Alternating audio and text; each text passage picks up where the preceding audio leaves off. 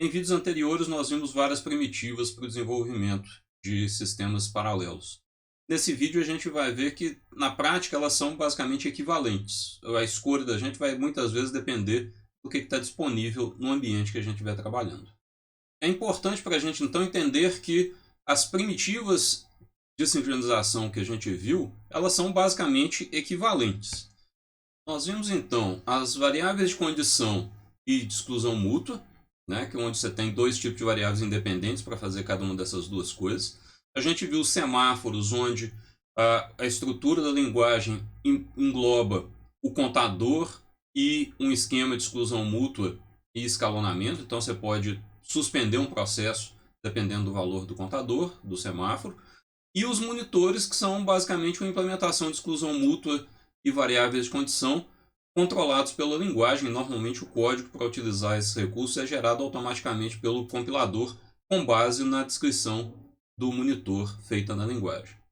O que a gente muitas vezes pode se perguntar é, bom, e qual que é melhor? Qual que eu devo usar em cada caso? Basicamente a gente deve usar a que está disponível na linguagem que a gente estiver utilizando.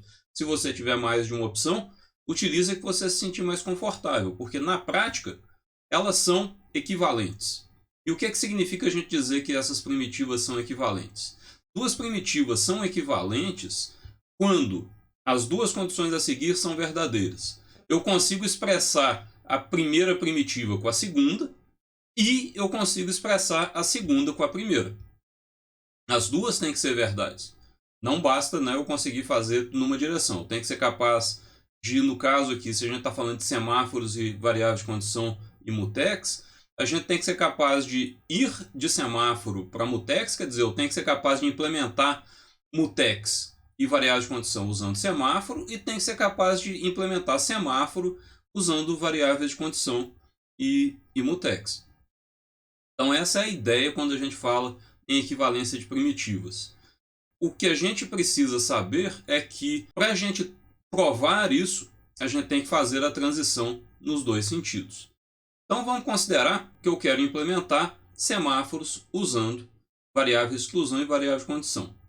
Para eu criar um semáforo usando variável de exclusão mútua e variável de condição, eu vou precisar de uma mutex, um contador, que vai ser o valor do semáforo, e uma variável de condição que eu vou usar se eu tiver que esperar porque o contador está igual a zero. E eu vou usar, nesse caso aqui, as operações up e down para mostrar o funcionamento desse semáforo. Então, a operação de up, eu vou travar a exclusão mútua, já que o que eu tenho que fazer aqui pode ter condição de corrida com outros processos. Aí eu vou incrementar o contador, já que eu estou fazendo um up. E já que eu fiz um up, eu vou fazer um signal para ver se alguém estava esperando pelo valor igual a zero naquele semáforo. Depois que eu fiz o signal, eu libero a exclusão mútua do semáforo e continuo minha execução. Já por outro lado, o down, que é onde eu posso realmente parar durante a execução, eu vou travar a exclusão mútua. E aí eu vou verificar, enquanto o contador for igual a zero, eu tenho que esperar pela condição not zero e liberar a mutex. Então, enquanto o contador do semáforo for zero, eu pego a condição not zero e espero pela condição not zero e libero a mutex. Quando eu passar desse pedaço de código, é porque eu sei que o contador do semáforo é maior do que zero, já que ele só pode ser zero ou maior do que zero. Então, aí, nesse caso, eu decremento o valor do semáforo e libero a mutex e continuo a execução. Nota que na hora que eu terminar aqui, o valor pode ser zero, mas é porque eu decrementei de 1 para 0 e continuei. Assim, eu vejo que eu consigo implementar semáforo com exclusão mútua e condição. É interessante ver que a gente consegue fazer o contrário também. Eu consigo implementar variáveis de condição com semáforos. Então, para criar uma variável de condição, eu vou precisar de um semáforo que vai fazer exclusão mútua, do mesmo jeito, e vou ter um semáforo que vai contar quantos elementos estão esperando nessa condição, né, se tiver alguém esperando ali. E eu tenho que ter um contador que vai me dizer quantos processos estão esperando naquela variável de condição. As operações que eu vou querer implementar então aqui agora são o wait e signal. O wait tem que receber como parâmetro a variável de exclusão mútua que eu vou liberar. Nesse caso aqui, como eu estou usando semáforo, vai ser um semáforo que só vai assumir valor 0 e 1. Exatamente igual a esse semáforo 100 que está sendo definido aí para a condição.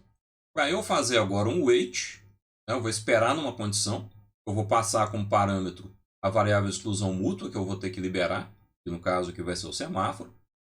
Então a primeira coisa que eu faço, eu tenho que acessar a definição interna do semáforo. Então eu vou fazer um down na variável de exclusão mútua do semáforo, que é a sem. Vou contar que eu estou agora esperando pela condição. Eu vou incrementar o contador de quantos estão esperando pela condição, porque agora eu estou esperando pela condição. Isso é a única coisa que eu tinha que fazer com a exclusão mútua. Então eu libero agora a exclusão mútua daquele semáforo. Agora o que eu preciso? Para fazer uma espera, eu tenho que liberar a variável de exclusão mútua e depois travar esperando a condição. Então agora eu libero a variável de exclusão mútua fazendo um APP naquela variável de exclusão mútua, que é o M que eu recebi como parâmetro. Então na verdade agora eu liberei a exclusão mútua e agora eu tenho que esperar pela condição. Então eu faço um down no semáforo waiting. Nota que o waiting foi criado com valor 0. Então todo mundo que fizer um down nele logo que começar vai encontrar ele com valor 0, vai ficar bloqueado ali, não vai conseguir prosseguir. Todo mundo então vai bloquear ali, que é o que eu quero na hora que eu faço um wait. Quando eu for liberado, a gente ainda vai ver como é o código de liberação, mas quando eu for liberado, eu vou recuperar a mutex. Então eu tenho que fazer o mdown de novo para poder continuar. Nota que isso, para o programador lá de fora, está dentro do código do wait. Ele não precisa saber que isso está acontecendo. Que é a definição do wait por uma condição. O wait de uma condição recebe como parâmetro a mutex, libera a mutex internamente e quando volta ele pega a mutex de novo. É o que aconteceu com esse mapp e com esse mdown dentro desse código. O outro lado, que é o sinal, se eu vou sinalizar agora uma condição, o que eu tenho que fazer é, primeiro, exclusão mútua, porque eu vou ter que manipular as variáveis internas do semáforo. Agora o que eu vou fazer é testar para verificar se tem algum processo esperando pela condição. Se tem alguém esperando pela condição, então eu vou sinalizar para aquele processo poder continuar, para um processo ali poder continuar. A gente está fazendo só o signal, considerando a semântica que libera só um processo.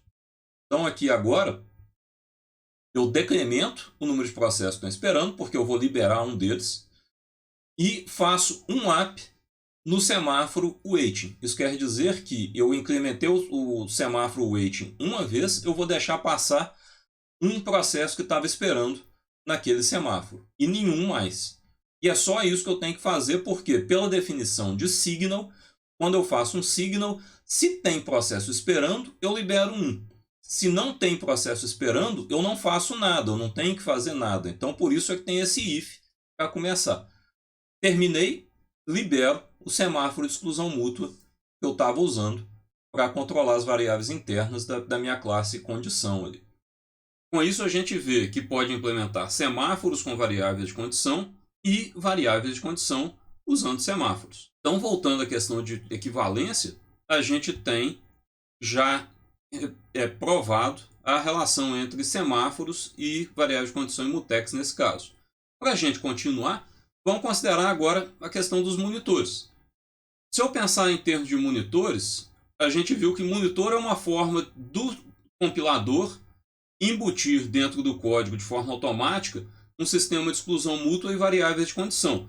Então é mais ou menos fácil de ver que se eu tenho variáveis de exclusão mútua e variáveis de condição, eu consigo implementar um monitor colocando a utilização dessas primitivas dentro do compilador que eu estiver usando da linguagem.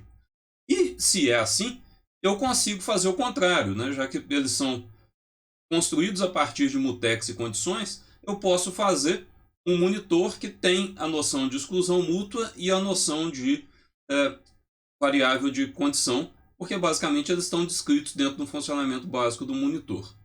Por outro lado, se eu tenho um monitor, eu posso implementar semáforos. A gente já viu anteriormente como que eu implemento semáforos a partir de mutex e condições.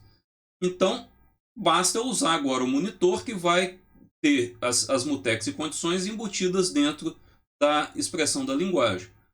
E de forma mais ou menos equivalente, eu consigo criar monitores usando semáforos. Eu vou ter um semáforo que só assume valores 0 e 1 para ser a parte de exclusão mútua, e vou ter o outro semáforo que vai ser usado para fazer os processos esperarem por uma condição para poderem continuar a execução. Então a gente vê que dessas três primitivas, elas são realmente completamente equivalentes. Existem outras primitivas que também são equivalentes a essas três principais. A gente não vai falar delas aqui, mas existem outras primitivas que são chamadas de guarded clauses, que também são ligadas à linguagem, ou memória transacional, que é um recurso normalmente que é associado com um hardware especial, que também vão ser equivalentes. Então, no final das contas, qual primitiva você vai usar? Aquela que você se sentir mais confortável para resolver um problema e que esteja disponível no ambiente de programação que você está utilizando.